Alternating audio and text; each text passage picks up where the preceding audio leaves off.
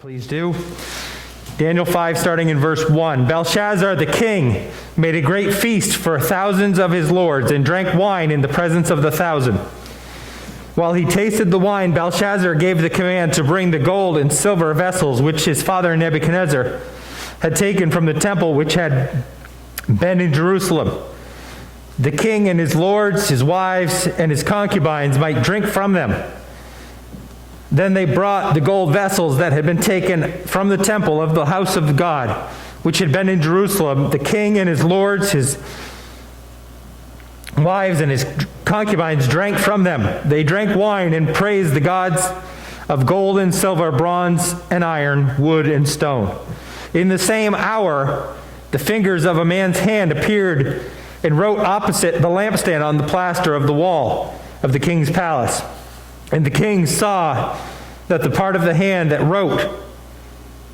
Then the king's countenance changed, and his thoughts troubled him, so that the joints of his hips were loosened, and his knees knocked against each other. The king cried aloud to the astrologers, the Chaldeans, and the soothsayers. The king spoke, saying to the wise men of Babylon, "Whoever reads this writing and tells me its interpretation shall be clothed with purple and have a chain of gold around his neck, and he shall be the third ruler in the kingdom." Now all the king's wise men came, but they could not read the writing or make known to the king its interpretation. Then King Belshazzar was greatly troubled. His countenance was changed, and his lords were astonished.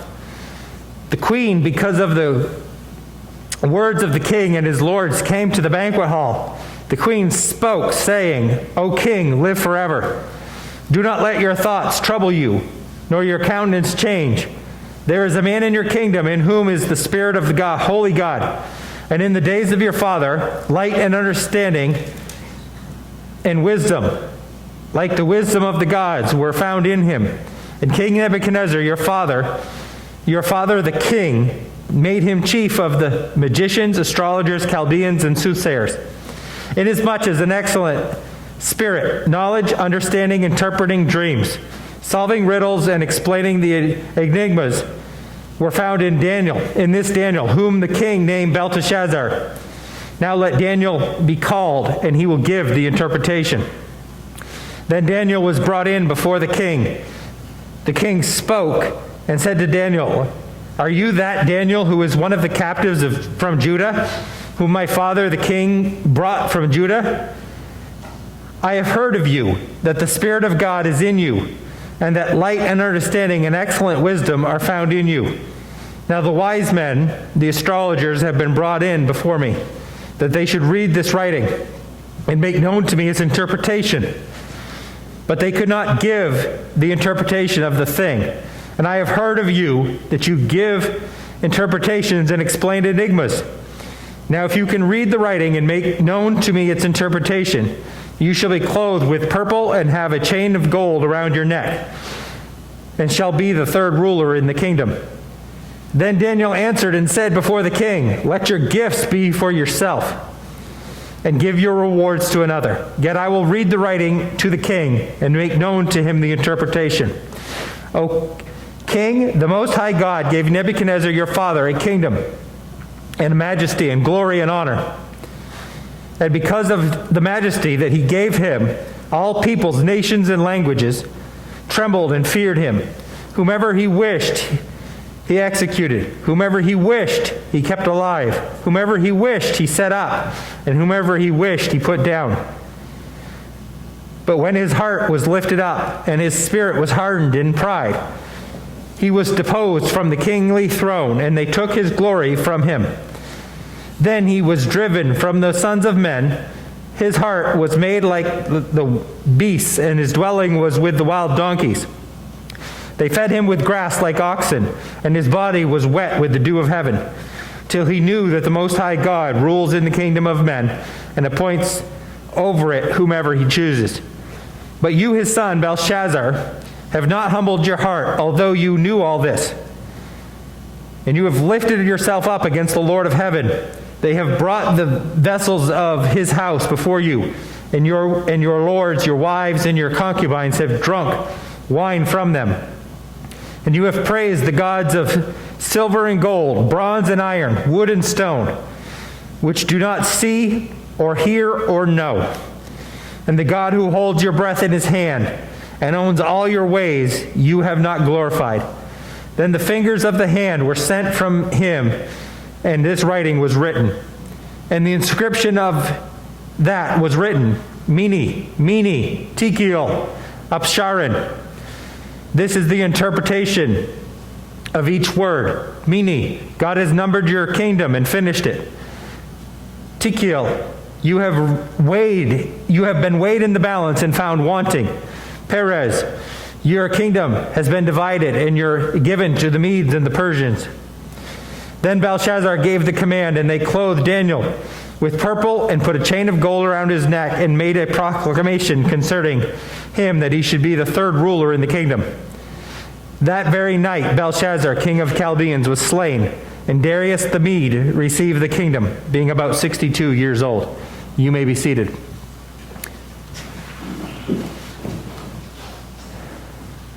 So last week and all the way up through chapter 4, we've been looking, and there's been one king in all of this, and that king was King Nebuchadnezzar.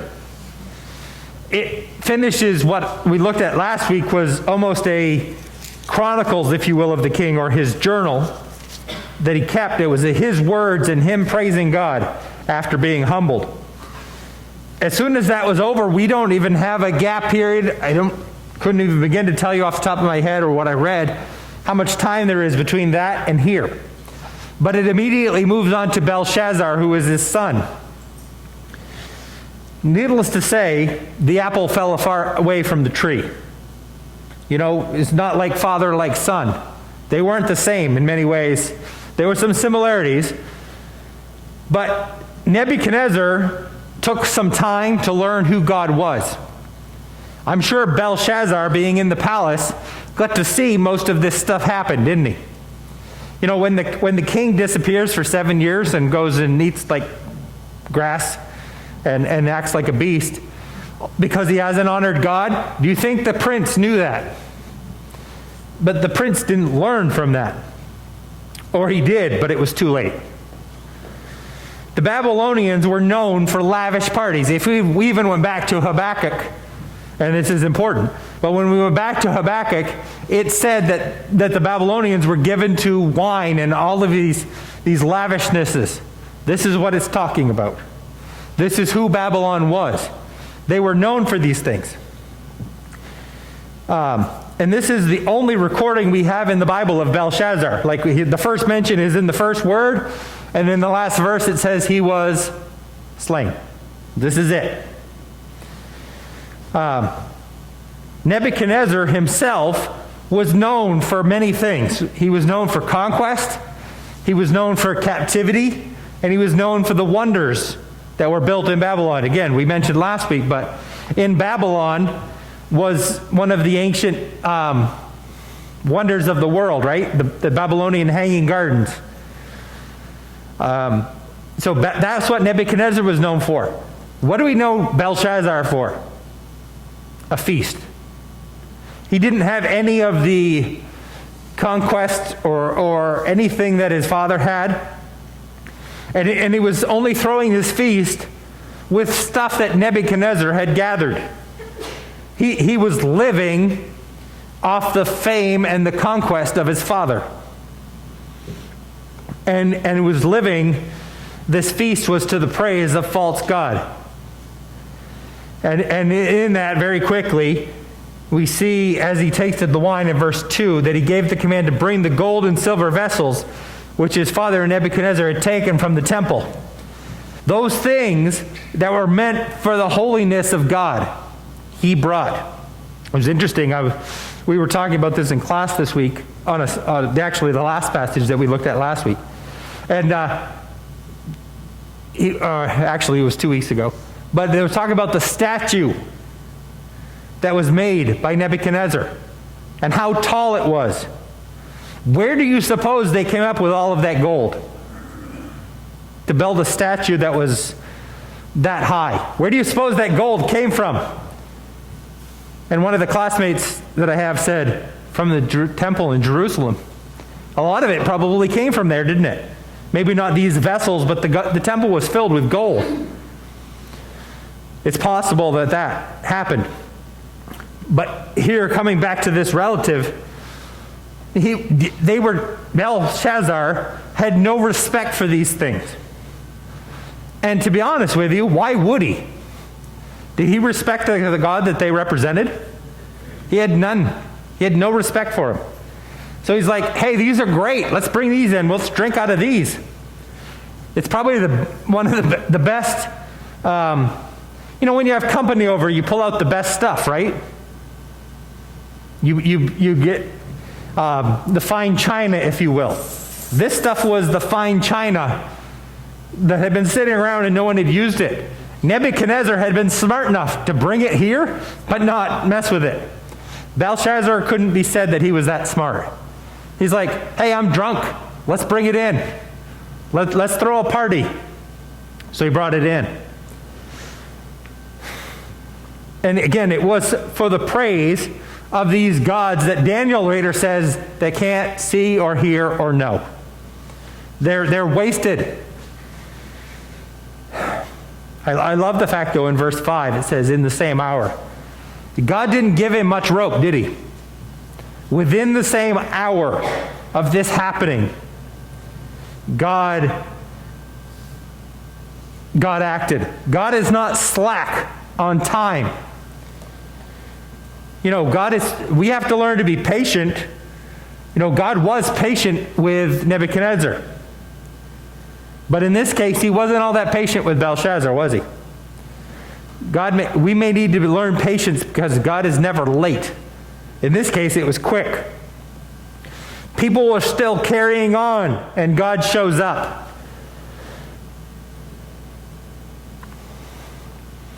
Notice there was a difference here, too.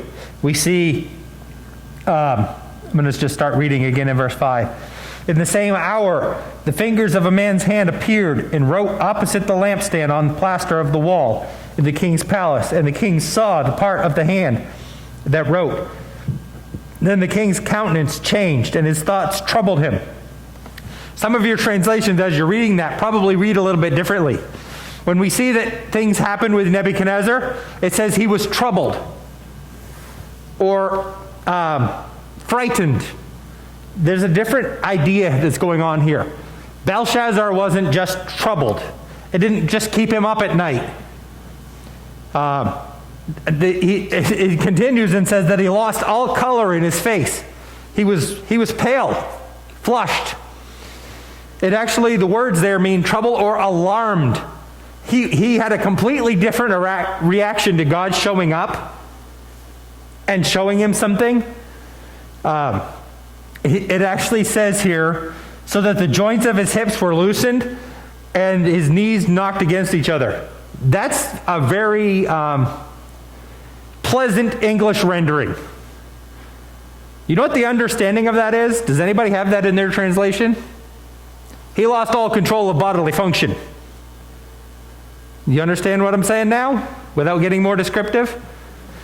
He didn't know what to do. And he was scared. And he lost all control of his bowels. How do you react from that? How do you recover from that? As the king. I guess the good part of it is everybody's drunk. Okay? But he's recovering from that. He's actually terrified. He didn't know what to do. Literally, and where do you think we get the cliche phrase from? The hand was writing on the wall. It's literally what was happening, right? The hand was writing on the wall. And he had no clue what to do. He made an illustrious offer for the interpretation. That he kind of did take from Nebuchadnezzar, didn't he? Nebuchadnezzar always said, can somebody give me the interpretation, and promise big things. He offered them good apparel. He offered them good money. And to be third in the kingdom. Now, the part of me that just sits there and thinks, because I do, wonders who the second in the kingdom was. If Belshazzar was one and he's offering number 3, who's 2? Doesn't really say. Just the inquisitive part of my mind wonders. But all those things prove to be helpless because no one, again, this is now the third time, that all these astrologers and Chaldeans and soothsayers can't help him. They don't know what's going on. They can't even, and here's the interesting thing. They can't even explain the hand. They're not even there to explain the hand. They're just there to explain what the hand did. They don't even know where the hand came from. They're not being asked to do that. They're asked to explain what the words are that are up there. I think this is this is the third time that those people have been called, all the wise men and soothsayers and the Chaldeans. Third time, and the third time they struck out. They didn't have a clue. We don't actually, they don't have another chance after this, per se. But there's just 3 strikes and you're out. Now what does he do? What does Belshazzar do after that? He's called all these people. They don't have the answer. Now he was really at a loss. Verse 9, then King Belshazzar was greatly troubled, and his countenance changed, and his lords were astonished. It wasn't just him. It was everybody that was astonished. Now as it turns to verse 10, it says, the queen. More than likely, this was not the queen as in Belshazzar's wife, because it already said earlier on that his wives and the concubines were already there. It says here that the queen, because of the words of the king and his lords, came to the banquet hall. Not making a definitive statement here, but I'm going to guess this was actually Nebuchadnezzar's wife, the queen mum, if you will. But someone that had known what had happened. She probably wasn't a part of the party, but she came to the party to kind of give some balance to what's going on here. Again, the wives were already there. That's what I'm thinking. But also, she would have known. She would have been aware. I guess the other, just off the top of my head, and again, not taking this any farther, but oftentimes then, the wives of the king wouldn't have been around to have seen what Daniel had done. They wouldn't have been in the kingdom. They'd wary people from away. This lady here speaks with authority, if you will, to know what had happened. Really, it doesn't matter who it is. It only matters what she said, right? And what she said was, there's a guy that your father trusted. Because she would have known. Again, she wasn't troubled by the lack of interpretation. She took hope in that Daniel could give the answer. Not the fact that Daniel would give a good answer, not that it would work out well, but didn't take into account what the interpretation might be, but did have a great grasp on the past. Daniel had served Nebuchadnezzar really well. O king, live forever. Do not let your thoughts trouble you, nor let your countenance change. That's already happened, but don't let it. There is a man in your kingdom who is in the spirit of the holy God. Didn't she know what was really going on here? She gave credit to God. Now, I'm not saying she was a believer, but she at least knew that Daniel served God. She knew it wasn't just Daniel. She knew Daniel served God and God gave it to him. So there's almost a sense of, don't you know better in this? There's a sense of, you've been around for all this, why didn't you know to call Daniel? To be honest with you, the third time around, and every time that the people can't answer the question, they call Daniel. Wouldn't it have been obvious to most people that they should have called Daniel? They should have. And there's almost that kind of implication going on there. And he followed her advice. Then Daniel was brought in, verse 13, before the king. But notice the difference in how he speaks to Daniel. Who does the queen say that Daniel is? He's a servant of God, that Nebuchadnezzar gave him authority, and all of these things. He was smart. Notice how Belshazzar refers to Daniel. Verse 13, are you that Daniel who's one of the captives from Judah? Notice he's trying to establish superiority right off the top, isn't he? I'm the king, you're just one of those captives. He doesn't give him credit for anything. Do I think it bothers Daniel at all? No.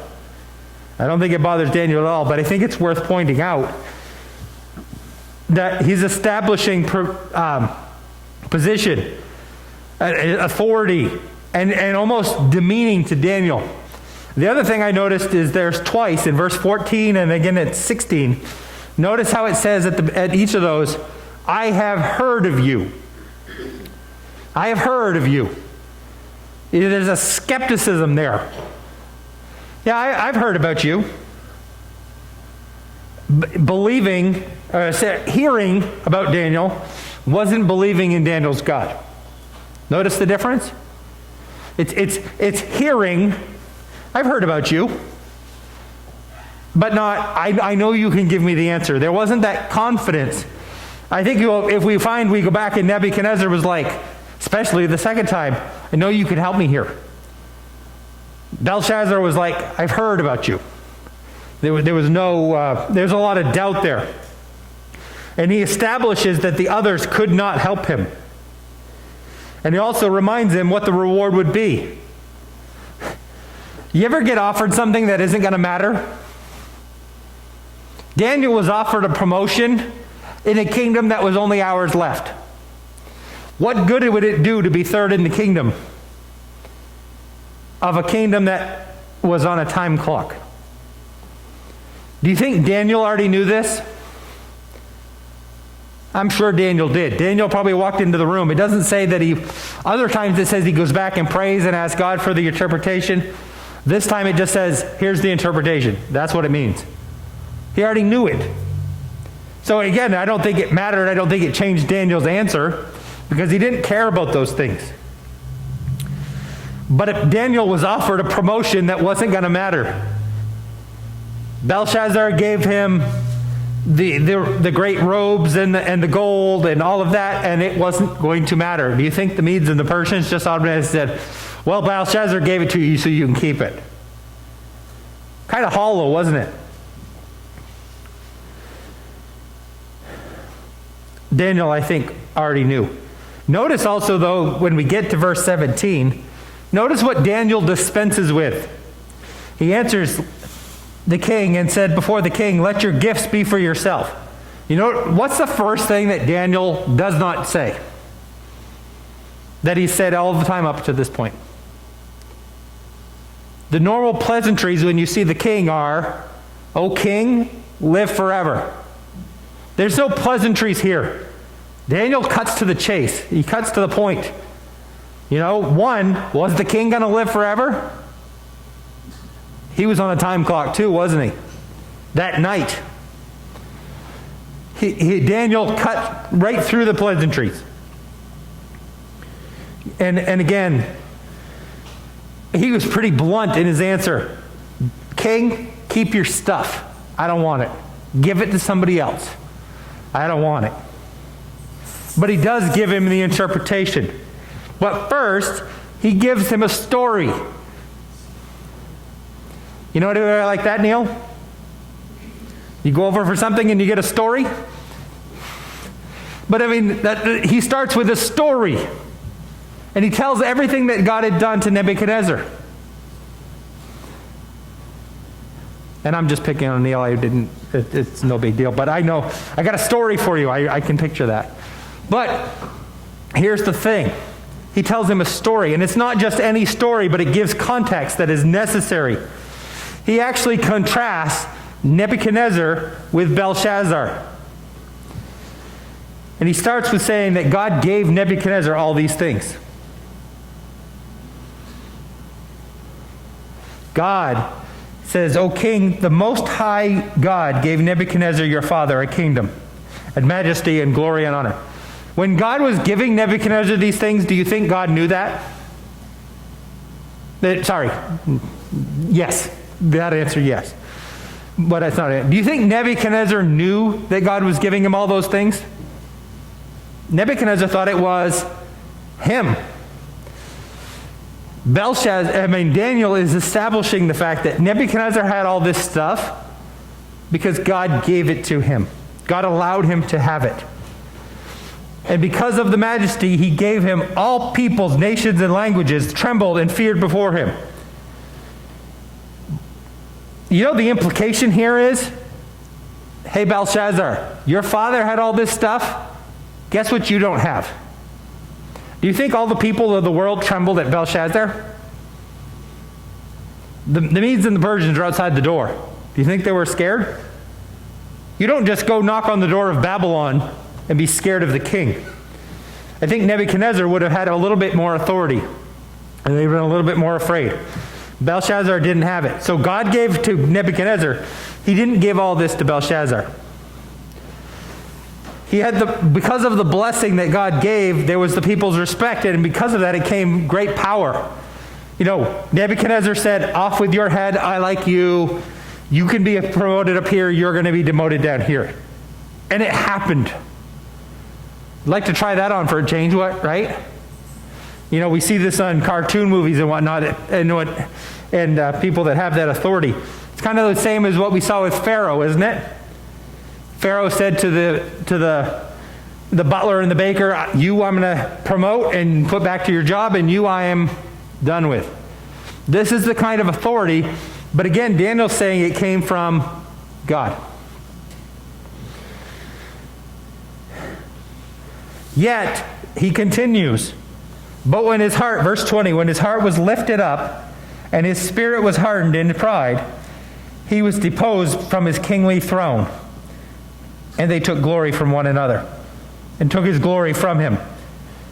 Then he was driven from the sons of men. His heart was made like the beast, and his dwelling was like the wild donkeys. You know, this probably would be something that if Nebuchadnezzar had a choice, wouldn't be in his epitaph.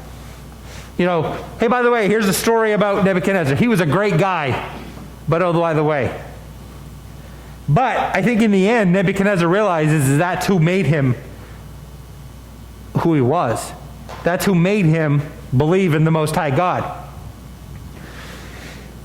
Because with great power also came arrogance that God needed to humble, like we looked at last week. He had something to be proud of. And Nebuchadnezzar was proud of it. And God humbled him and broke him. And Nebuchadnezzar did. Notice it says that at the end of that time, Nebuchadnezzar recognized that God was God. And God has brought him back. You know what is happening here is Belshazzar is not paying attention to that at all. He has not humbled himself. He's arrogant. And really, what's he arrogant about? Everything his father gave him. Not anything he's done for himself. He's arrogant about what he inherited. He not only ignored what God had done for him, because he says even here, verse 23, the God who holds your breath in his hand and owns all your ways, you have not glorified. The only reason Belshazzar was where he was because of God. And Belshazzar ignored that. Not only did he ignore that, he took the things that God had that were dedicated to holiness and used them improperly. Used them for idolatry.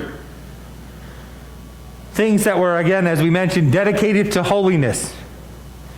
And it was considered lifting himself up before God. Again, it goes back to that idea, and I'm going to remind again, when David and Goliath fought, why was Goliath out there? Why did the Philistines propose this? The whole argument that was there was the only way an army wins is if their God is bigger.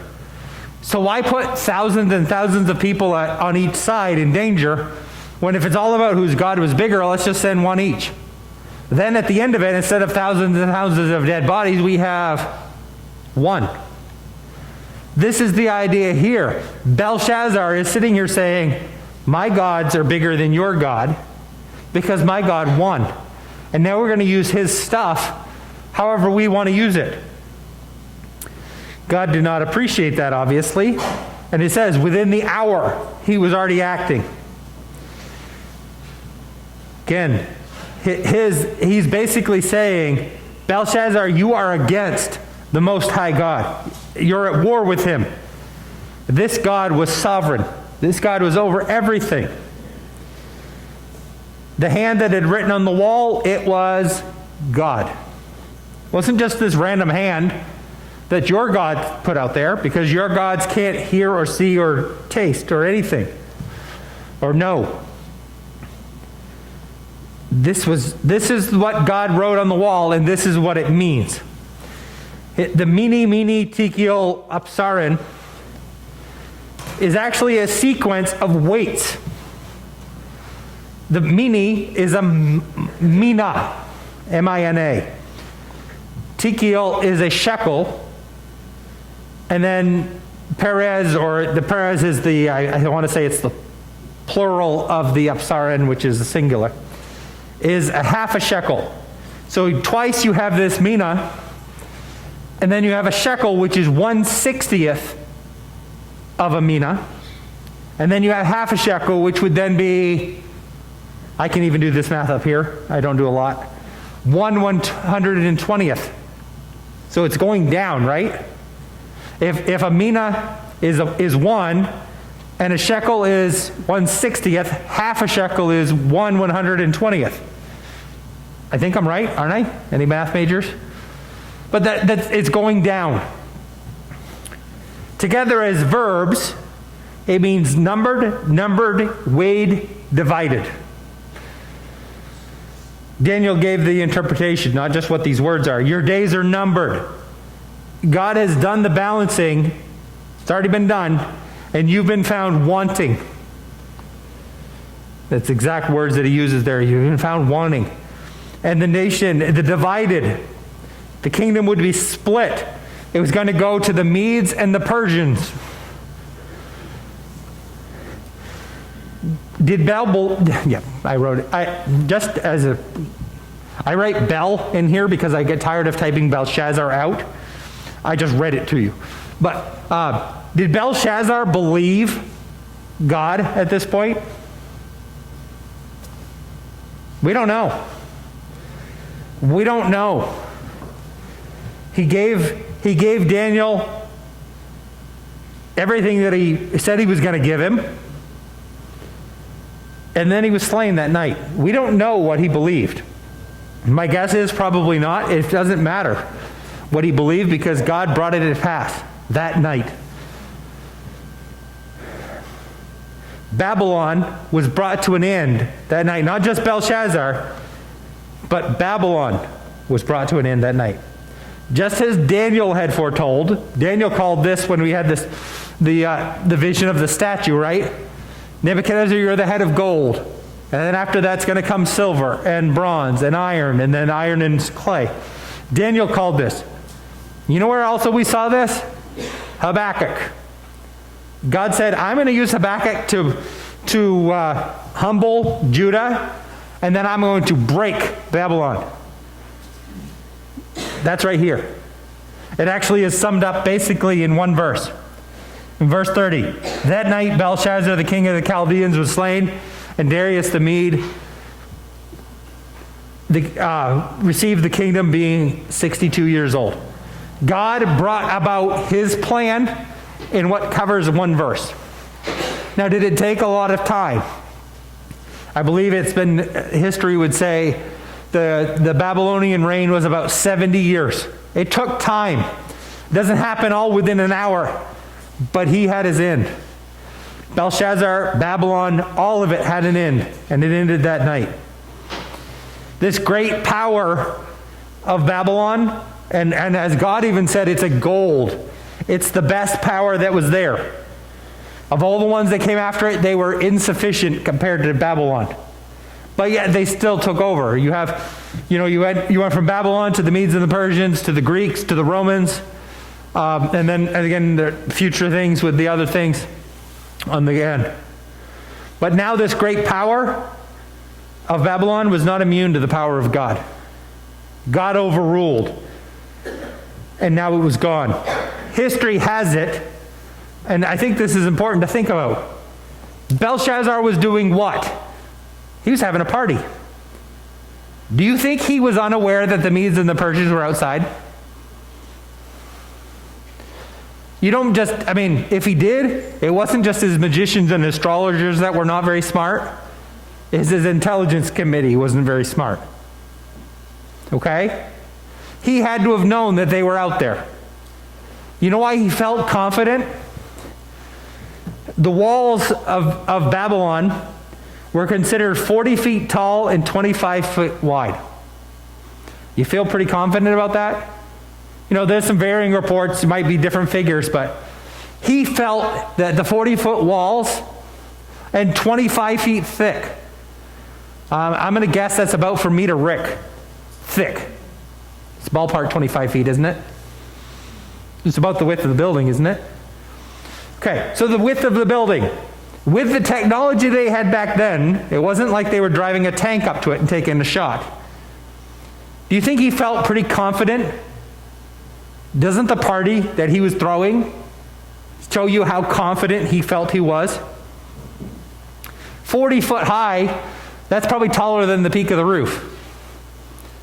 You're not just going to shoot an arrow over that and happen to aim. You're going to shoot an arrow over that and hope you hit something. You're not going to climb over that easily. Can you imagine building a 40-foot ladder and carrying it from wherever they carried it, or building it on the spot? He felt so confident that he threw a party. But what the Medes did, and he never thought of this, is the great Euphrates River flowed through Babylon. The actual wall went over the top. And so it fed all the gardens and all the hanging places, the hanging gardens there. Yeah. So what they did is they diverted some of the river away from Babylon, which lowered the river, which meant they could walk right in. They waded through the river, went underneath the thing, and walked right through. And they waded right into a partying city. It actually was of the understanding that the Medes and the Persians probably picked this night as an opportune night to go in because all of Babylon was distracted. They were living in the confidence of, look what we've got. Look what we have. We don't have to worry about anything else. The party was the perfect time to attack. And again, the sin of Babylon brought judgment. Notice, and then we're not going to turn there for lack of time, but in Romans chapter 1, Paul says 3 times that God gave them over. And what did he give them over to? The sin that they were already involved in. God saw the sin and he gave them over to it. Sometimes the best judgment for sin is being given over to just the results of it. I think that's happening in our world today, and I'm not going to get into all those details. But sometimes God's like, okay, you want to sin? Go ahead. I'm not stopping you. Go for it. And then here's the results of sin. The reason it's sin is because God has a better way that keeps us away from those results. But it's also sin because God's saying, don't do this because I know what it's going to do. And he finally just says, you know what? Go ahead. I know what it's going to do, but go for it. God gave them over.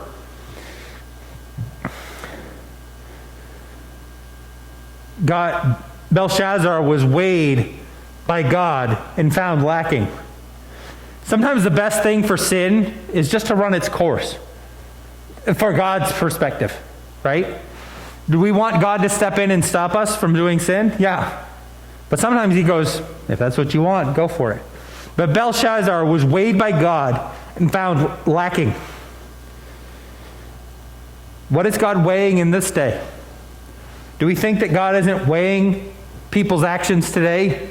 I remember growing up in vacation Bible school, and they would do the offering, and we had this weigh scale at the front, and there were these big, huge coffee jugs. Not jugs. I don't drink coffee, can you tell? They were big coffee cans. And we would, at the front door, we would change all our quarters and everything into penny rolls, so it would weigh the most. And when the offering would come, somebody would take the coffee can and go back on the boys against the girls, of course. What else would there be? And then it would bring it up, and whichever one weighed the most would win for that day. Who is God weighing today? No, he doesn't weigh our good deeds against our bad deeds. But does he not put us in a weighing scale and say, what you're doing is not right? He didn't weigh Belshazzar's good against his bad. He just said, here's your bad, here's what goes with it. What is he weighing out? Do you think he could sit back and ignore what was happening? No. See, Belshazzar was blind to what was really going on. He sat in what he thought to be uninterruptible peace, and he was far wrong. He ignored God right till the end. In the end, it wasn't just Belshazzar that God weighed. He weighed the idols too, those things that can't see or hear or know. Because if in the battle of David versus Goliath, we saw the winner was David who served God, in that battle, he was also weighing the reality of these false gods and saying, you're short. You can't do anything. I'm still in charge.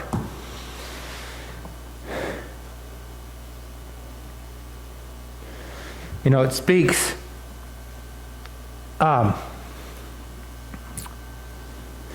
these gods were receiving praise, but they weren't there when they needed them the most. When the Babylonians really needed these gods, what did they do for them? Exactly what wood and stone and gold and silver do. Nothing. They couldn't save them because they weren't real. They couldn't, and of course they couldn't. And it still speaks to the people. God was standing on superiority. He was the best. Nebuchadnezzar got the truth eventually. Belshazzar, more than likely, didn't. Even in the end, he probably didn't get it. How about us? Are we blinded by our own comfort to what we should really hold on to? Can we ignore what God is doing because we're so comfortable where we are? Yeah. We all have a little bit of Belshazzar in us. We can take the things that God has given us for granted. We can misuse them. Yet, God shows us mercy. God does not give us what we actually deserve. God has offered us his plan of salvation. He did. The reason that we can even stand here today is because of what he did at the cross. The reason we can even celebrate Christmas and Advent is because of the cross. The Christmas points to the cross.